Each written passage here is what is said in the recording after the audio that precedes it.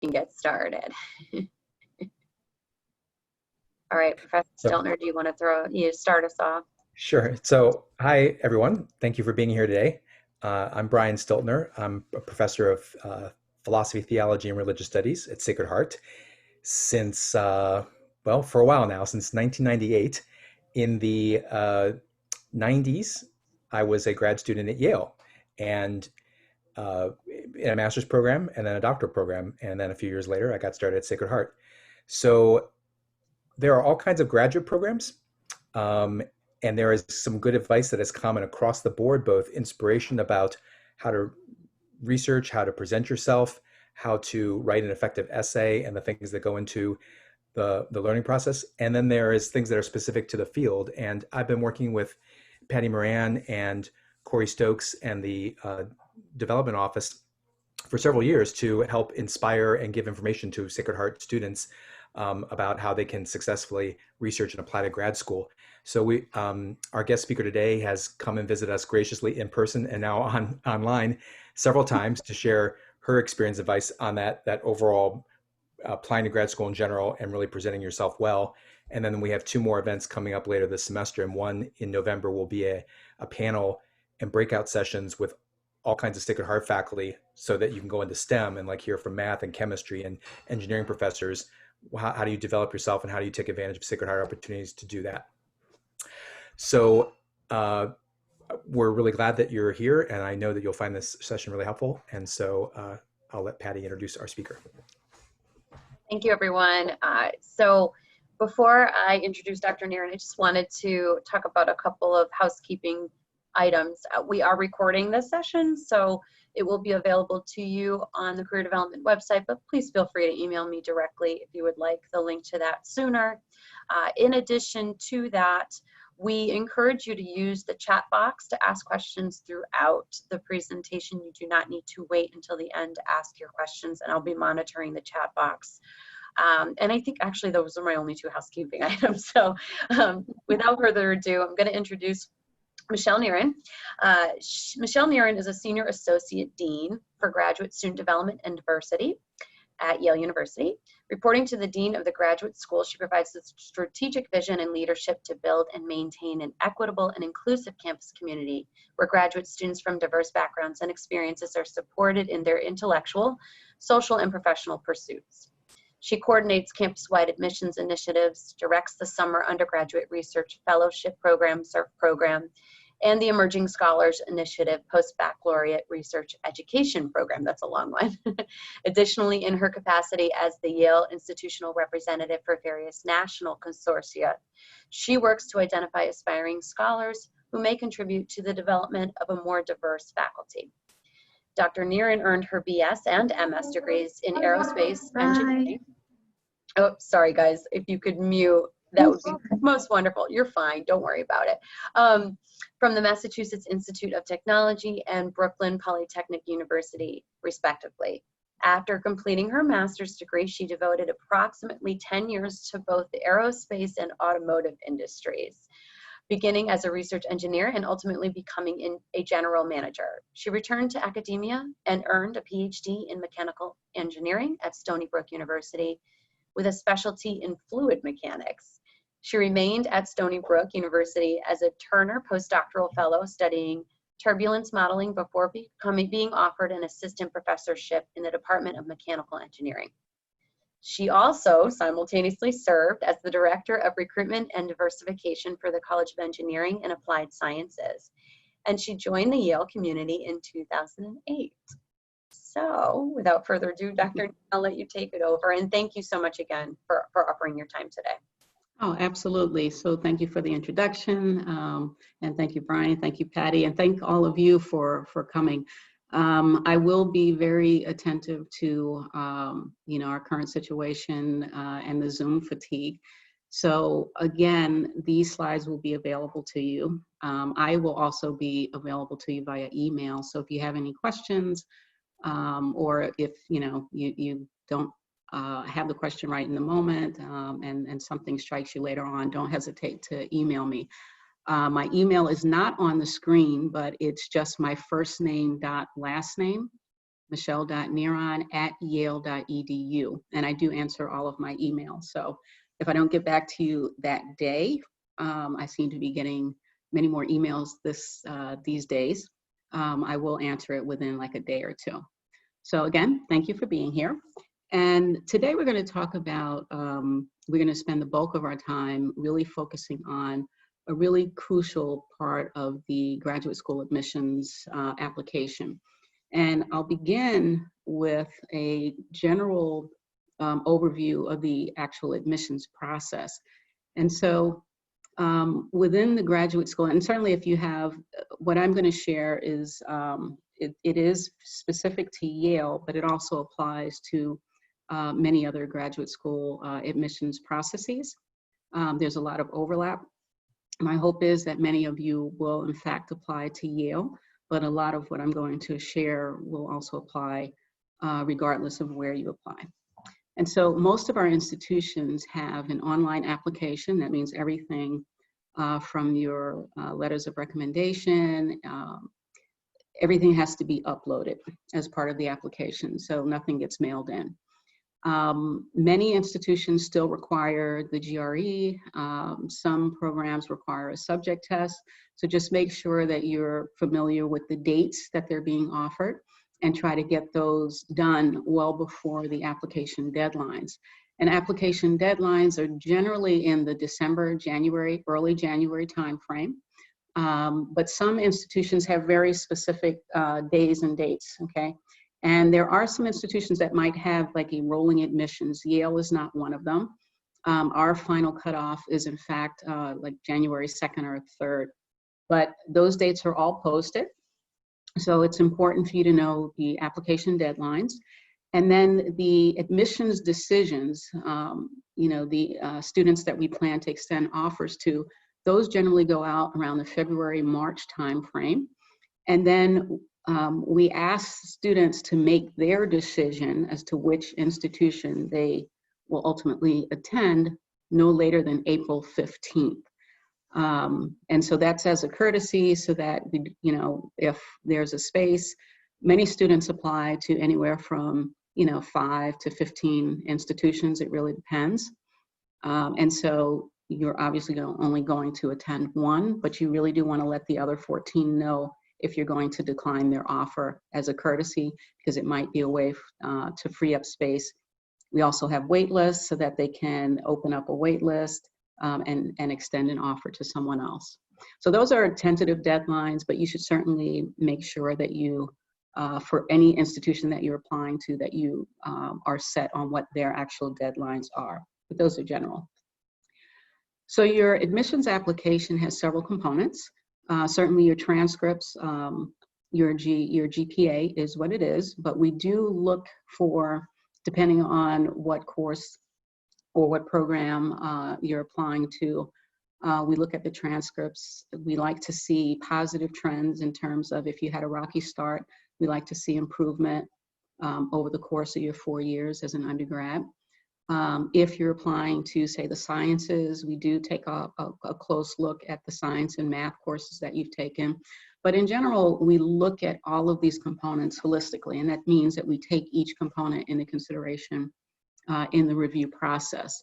So again, there are many schools now who are either dropping the GRE exam or making it optional.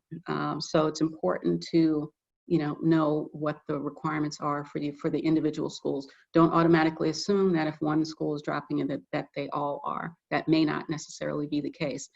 In fact, so within Yale's graduate school, the graduate school itself does not require the GRE. However, we left it up to individual departments to determine whether or not the GRE is required. And so some of our departments within our graduate school, we have a little over 70 departments and programs. And some of the departments still have it as a requirement, others made it optional, and some don't require it at all. So it's important, even down to the department level, that you check to see whether or not it's a requirement. My suggestion with GREs is to really try to, if it is a requirement, try to stay off the radar And basically for the verbal and quantitative, it's graded from 130 to 170. So if you, that's the raw score, if you can get in the 160s to 170s, you're safe to say you're off the radar. But if you don't get in that, if you get in, say, the upper 150s, you know, sometimes you can actually contact the institution to get a sense of how heavily they weigh it to determine whether or not you need to take it again. But again, we look at everything holistically, okay? I would recommend taking several practice exams before you actually go in to take the actual exam. The first exam, you know, you can take it, you don't necessarily have to time it. Just make sure you answer everything and then go back, check the answers, make sure you understand those questions that you did not get correct, why you didn't answer them correctly. Those you did answer correctly, why, make sure you understand why you got them correct. And then figure out what your score is. Take the second exam, you can do it the same way, but then when you get to the third exam, time it, okay? And then the fourth exam, also time it. Now, by this time, you should have a clear understanding of what the format looks like, okay? That'll be useful because you do know all of for the quantitative, for example, you know all the math. It's really just taking these things under time circumstances, okay? So the more you practice, the more at ease you are when you actually get into the actual exam. Letters of recommendation, they're crucial. You have a lot of control over those. You should make sure you take time to determine who you want to write those letters. These are individuals, they should be faculty. You should not ask advanced graduate students or postdocs to write letters of recommendation. You can also ask administrators, but most institutions require at least 3 letters. You can sometimes submit supplemental letters, like a 4th or a 5th. But if they have 3 required, just make sure that the order that you submit them, those are the top 3. If you submit 4, make sure that the top 3 are your strongest 3. You can also have administrators, if they know you well and can actually speak about you as an individual. But you want faculty who can talk about you as an individual, your ability to persist in master's or PhD programs, but also to talk about you academically. You don't want someone who's just simply going to write a paragraph and say something along the lines, you know, student A was in my class, received an A, did really well, came to my office hours. I highly recommend this student to your program, okay? That's not a really strong letter. So be careful, take time to think about who you want to write your letters of recommendation. We're going to spend the bulk of our time today talking about the personal statement, so I'll get into that in a moment. You should have a resume or CV. Your resume should be 1 page, 2 pages tops, okay? If you only have 1 or 2 sentences or lines on the second page, you need to reformat it so that you can squeeze it all on 1 page. If you can fill at least 3/4 of a second page, then you can go to 2 pages. But make sure that your resume is only focusing on what you've been doing over the last 4 years. We don't want to know, it's certainly important what you did in high school, but our focus right now is what you've been doing as an undergrad. So that's what your resume should be focusing on. A CV is a curriculum vitae. It's what your resume will eventually morph into as you start presenting, going to conferences, submitting journal articles, and your CV can be any length. I've seen some CVs that are 20 pages, 30, 40, 50 pages for people who have been in the field for many years. Most of you should have a resume, so try to keep your resume up to date. Make sure it's visually appealing. I should be able to look at the resume, get a snapshot of who you are. It's stylistic, but I tend to stay away from, you know, putting, I don't like to see like paragraphs in resumes. You put bullet points, and then we can use the personal statement to kind of elaborate on those points. So if it's research that you've done, you put the name of the project title, maybe 1 line about what you did, but then you can use the personal statement to elaborate. And some of your programs might actually require a writing sample. So these are the main components of the application. So now we're going to go into the personal statement. So what is a personal statement and why is it important? Okay, so the personal statement, it's sometimes referred to as a statement of purpose. It's an essay that basically provides us additional information about who you are. So we certainly have the transcripts, okay, so we can see what you've been doing academically, but the personal statement will give us more insight into who you are as an individual, why you want to apply to a particular program, and what your academic and or relevant experiences are. Okay, so again, with the resume or CV, this gives us more insight into who you are. Now, it's also a piece of writing, okay? And so it's important for you to take your time, because we also look at it from the perspective of, okay, what is this personal statement telling us about the individual?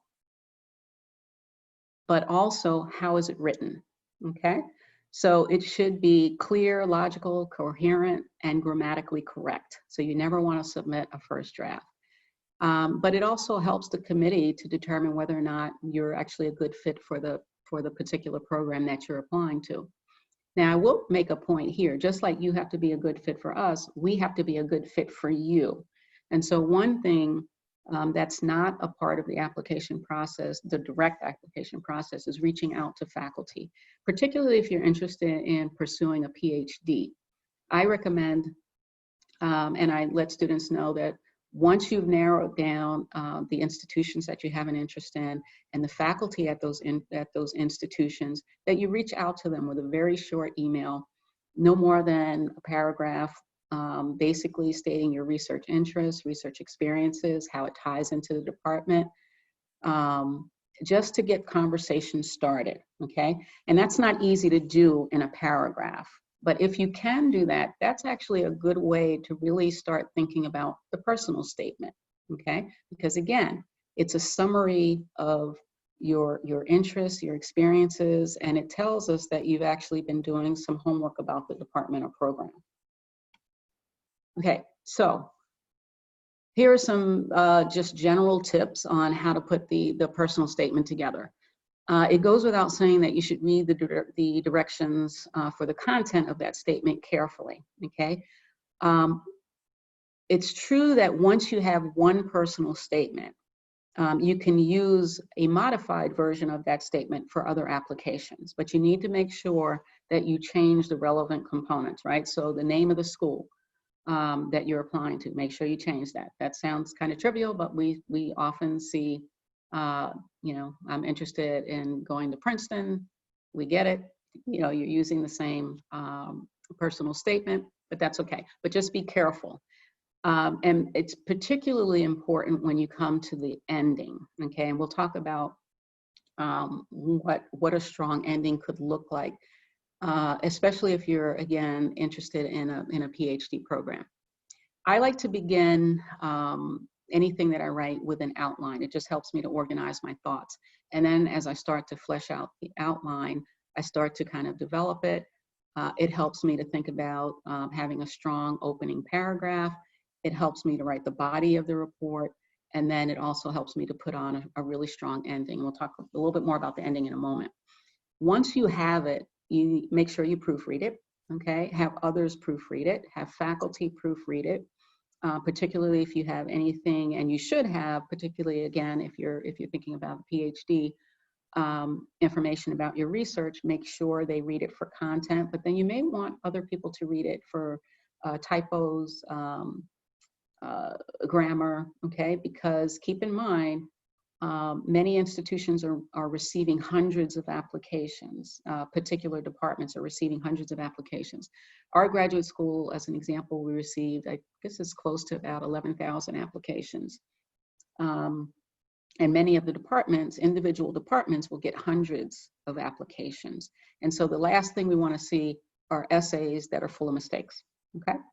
So don't wait. The moral of that story is don't wait till the last minute to write your personal statements.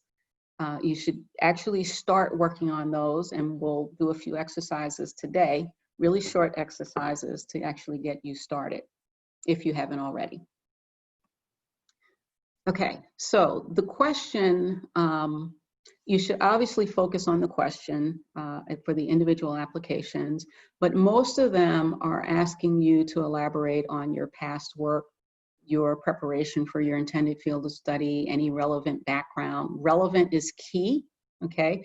Your personal statements are typically going to be anywhere from 500 to 1,000 words. That's not a lot of space. That's not a lot of words.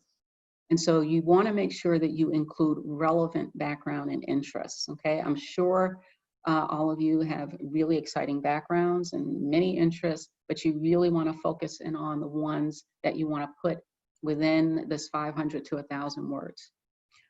They also give us some insight into your academic plans and your career objectives.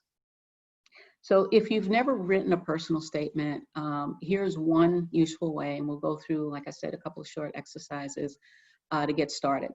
So my hope is that you've heard of the elevator speech. It's it's a really short speech, and if you're trying to get a job or position, you know, the argument goes, if you have like 1 or 2 minutes with someone, how would you actually promote yourself, okay, to get that position? And so in this case with the personal statement, you know, just imagine you had 5 minutes with someone from the admissions committee. What would you actually say to make the best case for yourself, for that person to admit you into the graduate school program? That's one way to start thinking about it. And if you haven't done this exercise, I would recommend doing it. And it's just as important to think about what you would include as what you would omit in that narrative about yourself, okay? One thing that you can do with this particular exercise is just have on a sheet of paper or on your laptop, just write, what would you include, a couple of bullet points, what would you leave out? And then think about why you would leave out certain things. Is it because of the space constraints? Is it not necessarily relevant? And when you go through that exercise, you may actually be surprised and find that there are some things that you initially think aren't relevant that may actually be relevant and useful for your narrative, okay? So that's one exercise.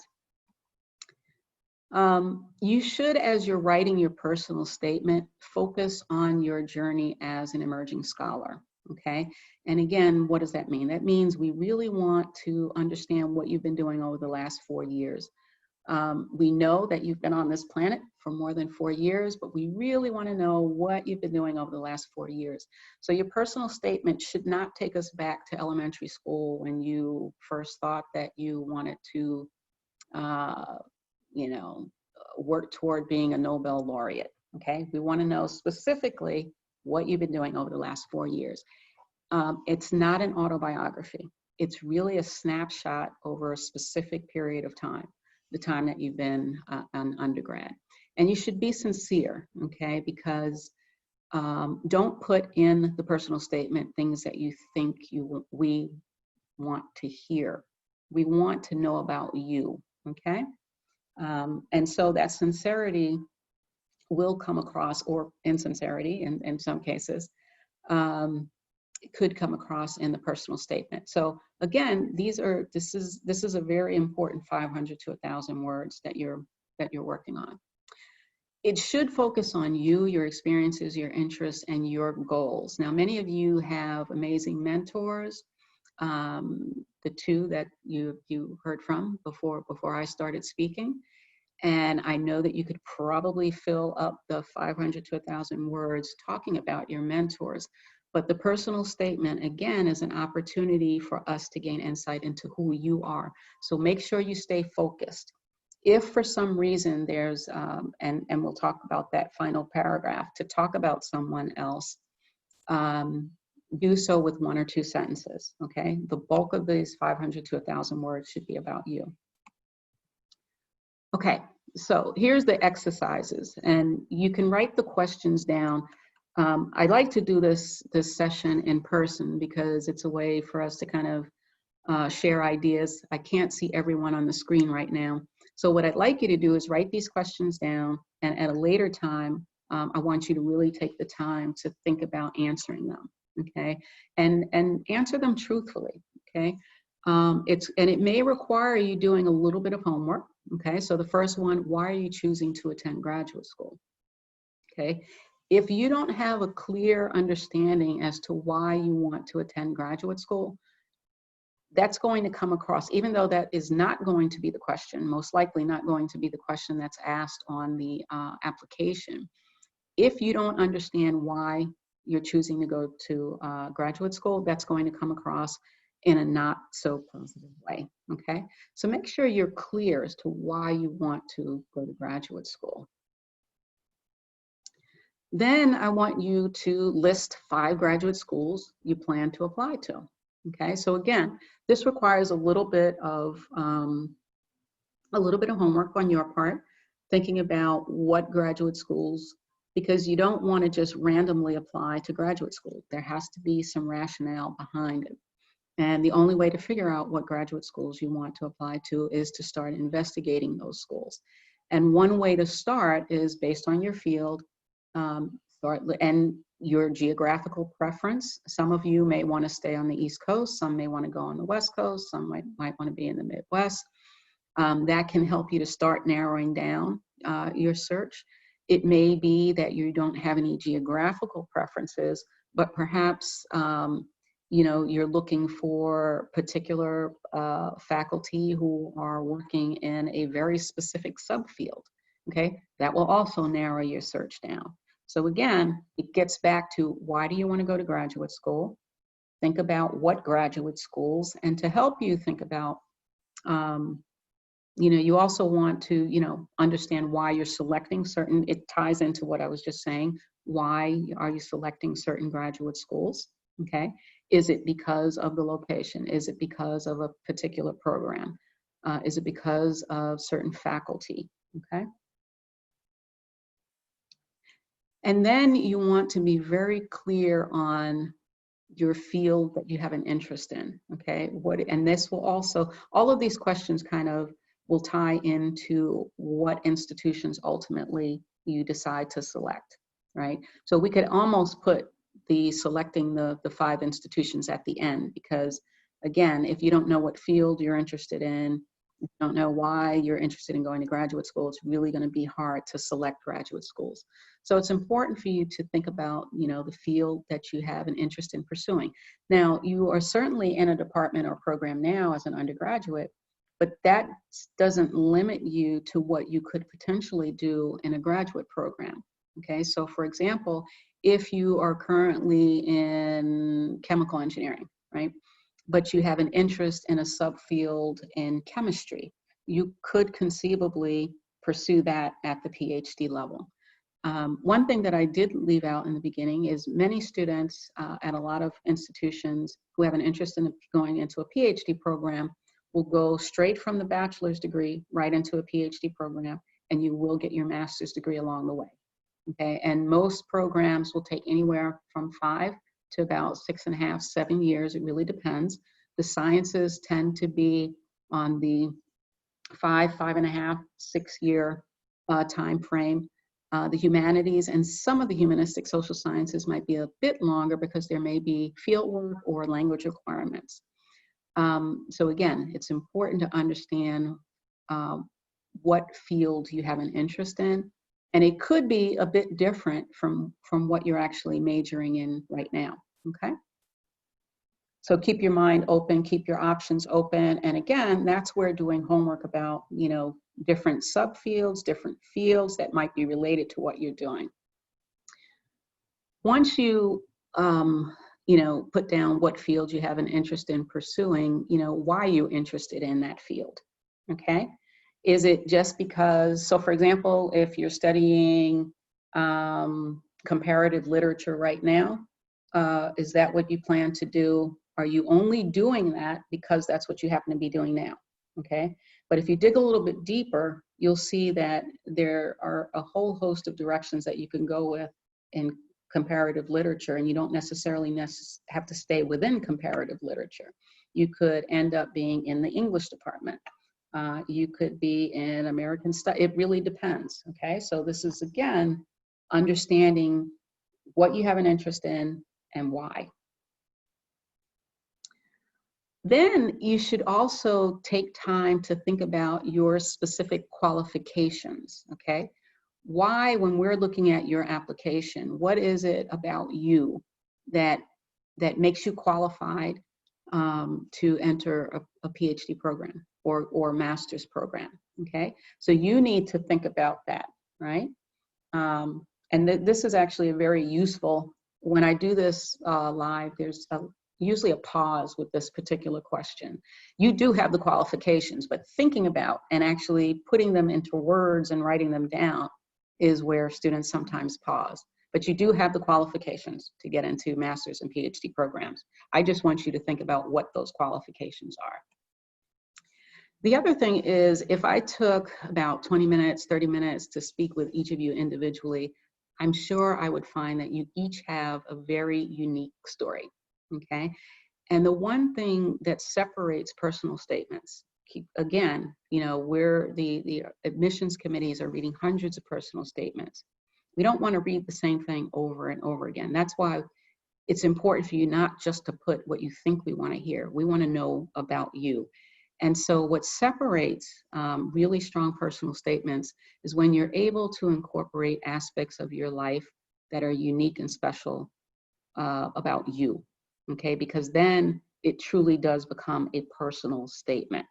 Even in the context of, again, I'm going to focus on with the PhD because we're looking for, in the context of the question, your research interests, research experience, how it ties into what's being done in the department. We want to get a sense of, you know, what is that special story about you? Did you have a trip abroad, a study abroad that kind of impacted how you now think about life and has subsequently forced you to take a deeper dive in a particular field? That's what we want you to kind of hone in on in that 500 to 1,000 words. That's what will grab the reader's attention, okay? And that's what will separate your statement. Maybe you were involved in some type of volunteer community event. Maybe you did some work for Habitat for Humanity or something along those lines. And as a result of that, and let's say maybe now you're studying mechanical engineering and then you had that experience and now you want to kind of expand upon that. You can find a very compact, brief way to incorporate that into the narrative, okay? And that will separate you from other applicants. So here are a couple of tips. Try to avoid cliches and unfamiliar acronyms. If you do have to use an acronym, make sure you spell it out once. Within 500 to 1,000 words, you won't necessarily have to do it more than once. It goes without saying, don't plagiarize. Organize your thoughts. That's why I made the suggestion for the outline. That's usually really helpful. And don't repeat at length information that's either in the CV or resume. You want the CV and or resume to complement the personal statement. You want them to kind of play off one another. So again, I want to get a quick snapshot of who you are, what you've been doing over the last 4 years. I'm not going to really hone in on reading everything in the resume, but then I am going to spend some time reading the personal statement. So now I have a brief idea of who you are. Personal statement will give me more insights. Have a strong original introduction and ending, stay upbeat, and make sure that you proofread it, have others proofread it. And it's important not to just do the proofreading, but take the input that you get and refine the statement and go through another round of reviews if necessary. Okay, so I said I was going to address the last paragraph again. So in the last paragraph, what you want, you don't want to leave the reader hanging, right? So you want to be able to kind of tie things up. And one way, if you're applying for PhDs, and I'm focusing on that because this is very specific to that, one thing that you can do that ties up the personal statement nicely is in that last paragraph, mention 3 faculty whose research you have an interest in, and also include 1 or 2 lines about their research, and then 1 or 2 lines about how it ties into what you have an interest in doing. That's a nice way of kind of bringing things full circle. It also shows that you've done your research for that particular institution. And that's where this particular paragraph will have to change for obvious reasons from institution to institution. Okay, so this is a nice way to end it. And it brings us closure, excuse me, when we're reading the personal statements. So one other thing with the tips, I said to stay upbeat. Okay, so what does that mean? I'm often asked, okay, so what does that mean? If you're addressing a potential weakness, okay, there are ways to do it in a way that it doesn't, you're not using the personal statement to complain or to start, you know, making a gripe, or you want the personal statement to always stay upbeat. It's not an opportunity for you to complain, because that'll turn the reader off. So here's an example. There's a student, they didn't do well on the GREs, and somehow they wanted to get that across to the reader. And there are different ways to do that. One student chose to say, I have a low verbal GRE score because I didn't spend enough time studying for the exam. Okay, that's being truthful. It's not necessarily negative, but it's not the most upbeat way to get across that you have a low GRE score, okay? Here's another version of that. I have a relatively low verbal GRE score because I didn't spend enough time preparing for the exam. Okay, this was largely due to my decision to not take out a loan, but to instead spend time working as an intern at a law office to cover my college tuition. So this is a much better version of that. You still make the reader aware of the fact that you have a low, and that you're aware that you have a low GRE score, but you're now giving some context, okay? So this is okay. I wouldn't say that this is the best, because you're still making, it sounds like you could be making an excuse and trying to rationalize it. Now keep in mind, we will see your GRE scores, okay? So one option is to say absolutely nothing, but this student chooses to bring that to the forefront. Okay, but what about this? I worked a part-time job at a law office before and after classes for the last 2 years in order to pay for my college tuition. While the work was incredibly rewarding and contributed to my professional development, it limited my ability to focus on studying beyond my required courses. This is staying upbeat. Now, note that nowhere in this particular paragraph is there any mention of the GREs, but anyone reading this will see the GRE scores, and whether or not they see the GRE scores before or after, this kind of puts it into context, but you're not using the personal statement and your space to complain or to make excuses. This gives us some insight into what you've been doing. So this is what I mean when I say there are ways to stay upbeat. Okay, I'm going to end there and I'm going to stop sharing and take questions.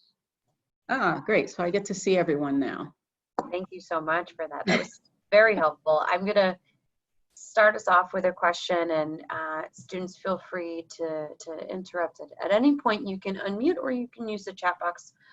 It's really your preference. I find that our students struggle with the introduction the most. I know you mentioned the intro and the conclusion are certainly something they need to put a lot of focus on. Do you have any tips on ways to sort of just start the personal statement after they've done their outline and their research and they know exactly what they want to say? That's a great question. In part because whenever I start writing something, it's always that, whether it's a personal statement or anything really, it's that first paragraph that gets me. My recommendation is to really, and that's where those exercises come into play, okay? Because that can help, particularly the point about what's unique about your experience. So for example, in that first paragraph, which is just a couple of lines, right? Because you don't want to use half a page to kind of pull the reader in. You want to pull them in like the first couple of sentences. If in your narrative, so think carefully about what your individual narrative is, okay? And based on that narrative, if there's a way to kind of tie in things that you've done, experiences that you've had, that tie into what you want to do, if you can put that in the opening, I think that's a good way to begin, all right? Because that's what's going to make it unique from the outset. Instead of saying, you know, instead of just jumping right into the research that you've done, those couple of sentences can actually change the mindset of the reader. So I would say try to focus on really thinking to craft that first paragraph. Really think about what's unique and special about your narrative and how it ties into what you now want to do. And if that's not easy to do, but if you can do that in about 4 or 5 sentences, I think that's a good way to start. That's very helpful. Thank you. Mm-hmm. Some of our students have changed their mind during Mm-hmm. their undergraduate time here, and they changed their mind about what they want to do and what they want to major in, and of course what they want to study at the graduate level. Do you advise that they mention that they, you know, their journey sort of took them in a couple different directions, or do you advise that they just focus on from the moment they had their aha moment moving forward? You know, like let's say, for instance, they went from social work to speech language pathology. I know, who knows, Mm-hmm. right? Mm-hmm. Should they mention that they were declared social work major at the beginning and they did maybe some internships and found themselves through that? Yeah, I think, you know, and that would actually would fall into the whole crafting your narrative.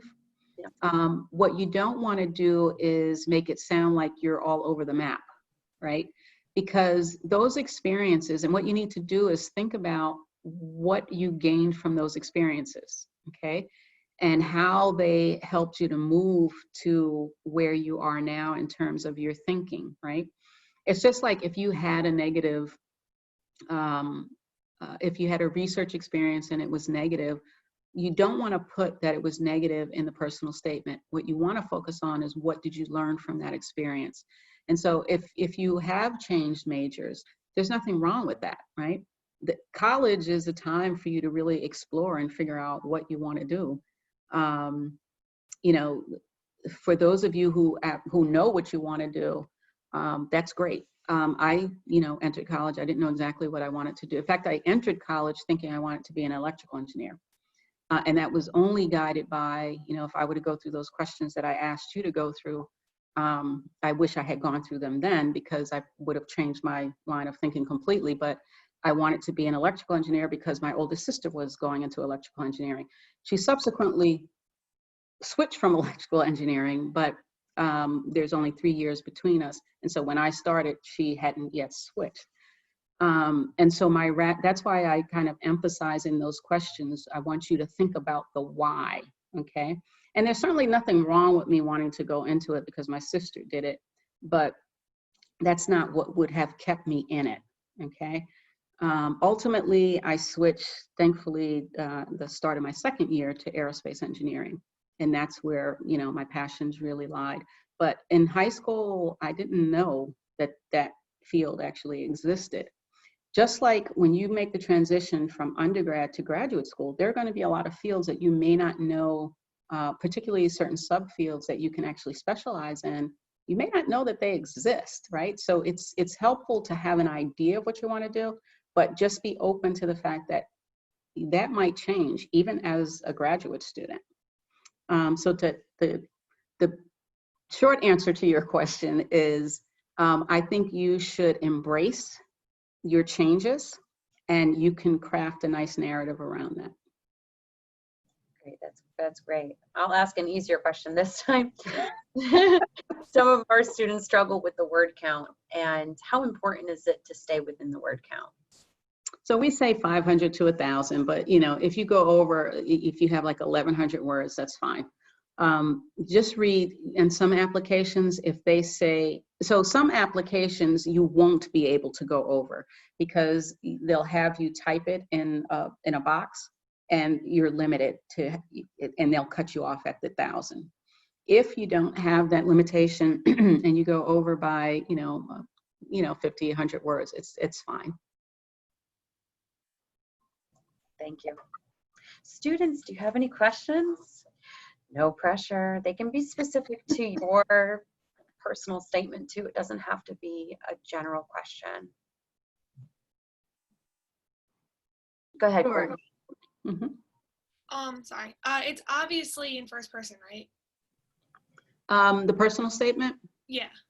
Yes, you should do it. That's actually a very good question. And the reason I paused, but I'm trying to think of the last one I read. Yes, they should be in first person.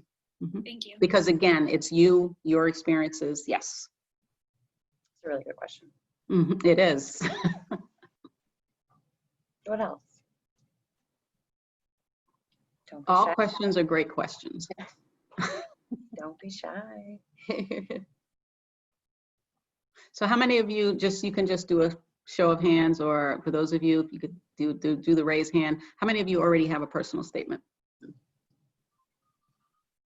Okay, so it's good. Now is the time to start working on it, right? There's no time like the present. How many of you have a resume? Okay, anytime you do something, even if you just kind of write it at the tail end or type it in at the tail end, make sure you do that and then update and then, you know, pull it together so that it looks presentable. Because you don't want to wait, you know, you do something and then 2 years later you're trying to submit it. You don't want to have to sit back and think about, well, what did I do? I know I did something. So every time you do something, make sure you add it to your resume. And Dr. Niren mentioned creating that outline. I advise you all to use that outline and distribute it to those who you trust to look at that first, because we might be able to tell you where you can trim the fat before you actually start writing the statement itself. You may think that you need to include everything in the kitchen sink, but as you learned today, you really want to spotlight what is most pertinent to the program that you're applying for. So, you know, faculty would be happy to, career development, the Writing Center, we'd all be happy to look at your outline versus your actual statement if that's where you are in the process. And I'll add too, and with a thought toward working with your faculty and the workshop we're going to do on November 11th, Dr. Niren set this personal statement in the context of that overall picture of applying to grad school, and those strong letters of recommendation that a faculty who can really speak about your skills and qualifications and particular things you've done all kind of fits together. I think in a lot of fields, especially any of you going to any kind of sciences, you'll have had some research opportunities. I think, and if you go into any kind of grad program that is going to have some research base in it, that we work with faculty are so eager to have students they know that are motivated, that have some research qualifications, and you'll have those, but also have that perseverance and the responsibility they could delegate to them. So if you had a good research experience with a faculty, you want that faculty to write really specifically about your research skills, and you hook that in your letter by, you know, I worked on this CRISPR-Cas9 project with Dr. Duchenne, and we present, and I was responsible for this, and we presented this, and then Dr. Duchenne is going to be backing that up in her letter, and it fits together for a very strong application. So think really about, in your next couple years, if you're juniors and sophomores especially, crafting those relationships with faculty, opportunities you can have to have experiences that go beyond just what's required in a classroom.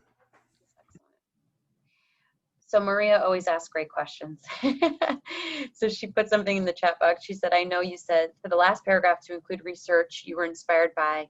I'm planning to apply to law school. How would I include research in that? And if not, what is recommended to include in the conclusion? Okay, so that's an excellent question. Okay, so law school is considered to be one of the professional schools, and the application process is a little bit different from graduate school, where if you're pursuing a thesis-based master's or a PhD, where research is the emphasis. So for law school, med school, if you're planning to go to like art school for like a Master of Fine Arts, or any other professional degree, the application process is very different. So for law school, you wouldn't necessarily, you'll probably get a series of questions. And so the focus will be very, very specific to that question. So you wouldn't, everything that I told you to do, you probably won't do all of that. So particularly the last piece, they may ask you to put together a personal statement, but I suspect they'll have like a series of questions for you to answer to get a sense of what you've been doing. But you won't have to focus on the research component. So that application process for the professional schools is a bit different than the graduate school. The time to degree is also a bit different in the professional schools than in the graduate school. It's a little bit less. Okay, so for the JD, I'm assuming that's what the student who wanted to pursue is interested in pursuing the JD. I think that takes like about 3 years. We do have a PhD in law, just to put that out there. However, you have to come in with the JD. So I love that. I love the plug. You have to. All right. So Mariah asked, do you think it would be helpful to use subject headings when writing your personal statement and really trying to focus on the APA format? So my suggestion would be, that's a great question, and I would say no, because of the limited space that you have. I don't think you would need to have the subheadings. But in organizing it, right, and when you put your outline together, that would be a great strategy, because that'll help you to stay organized. Thank you for this. Mm-hmm. Does anybody else have questions? Well, Dr. Niren is here. I can't imagine how many personal statements you have read over the years. Many. She's seen it all. Any mistakes, common mistakes you see? So the ones that I think upset faculty when they read it is if they see, typos. That can put somebody in a bad frame of mind. And when someone's reviewing your application, you want them to be as positive as possible, right? You don't want to. So certainly that's the obvious. Not so obvious things. Some schools require a diversity statement, which really is Yale has that requirement. It's 300 words, which is very little. And it's really anything that you did not put in your personal statement that can give us more insight into who you are as an individual. So it's an opportunity for you to elaborate on experiences that may not necessarily relate to the work that you have an interest in doing. Okay, it could be about some volunteer work that you did that helped to develop you as an individual. But the common mistake that I see is people cutting verbatim from the personal statement and dropping it into the diversity statement. We don't have to read the same thing twice. Yeah, we find that often as well. So that's very good advice. Mm-hmm. So Elizabeth asked, if I had a professor for when I studied abroad that lives in the UK, can I still use them as a recommendation, or do they have to be from the US? Oh no, if that person if they know you well enough to write a strong letter of recommendation, actually an exceptional letter of recommendation, that's what you really are looking for, they can certainly write you a letter. There are no geographical restrictions on who can write the letter of recommendation. The only restrictions I would put on letters of recommendation, again, are it should come from faculty and or administrators that you trust, but at least 2 of the 3, if you're thinking about, particularly if you're thinking about going into graduate school, master's or PhD, at least 2 should come from faculty, and then you can have like maybe 1 come from an administrator who knows you well. Great, thank you. Now, Alexis, I know we already spoke a little bit about the APA format, that it's not necessarily required, but how about the overall format of the personal statement? Does there have to be a header? How would you actually put it onto paper? Yeah, so some applications, because they're online, they may ask you to download a document, and I would just say 11 to 12 point font, and they probably will give you the specifications in the application, and most of them will say 11 to 12 point font. Anything smaller is hard to read. Mm-hmm. 1-inch margins, use a print that's easy to read, so Times New Roman is an easy one. And then you can do either single or double space. But usually in the instructions, it'll tell you specifically those things that I just said. Okay. And if they don't, I would use what I just said as a rule of thumb. Okay. And Allie and this is another great question because it might be specific to the program that they're pursuing, asked if one of her letters of recommendation can come from an employer. That's field specific, right? So if you've done internships, and let's say, for example, you're applying to a master's program and you've done some internships, then yes, certainly. Even if you're applying to a PhD, as long as it's relevant, you can have one come from an employer, or you could, if you have 3 faculty who can write, and again, I'm harping on the faculty for the PhD because faculty like to read other faculty letters, but you can have the employer submit a supplemental letter.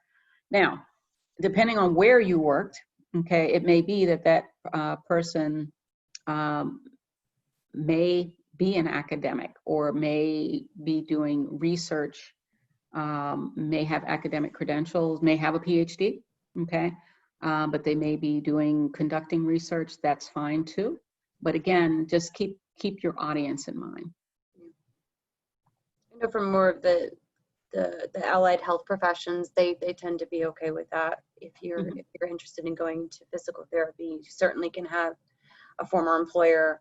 If you had a job shadow experience that's relevant, you can certainly use an employer, but it is good to balance for sure. Mm-hmm. So Dana, sorry about that, I just missed that. Is it acceptable to just have past professors write the 3 letters of recommendations versus current professors? Whoever knows you the best, and that's fine. It can be past or present.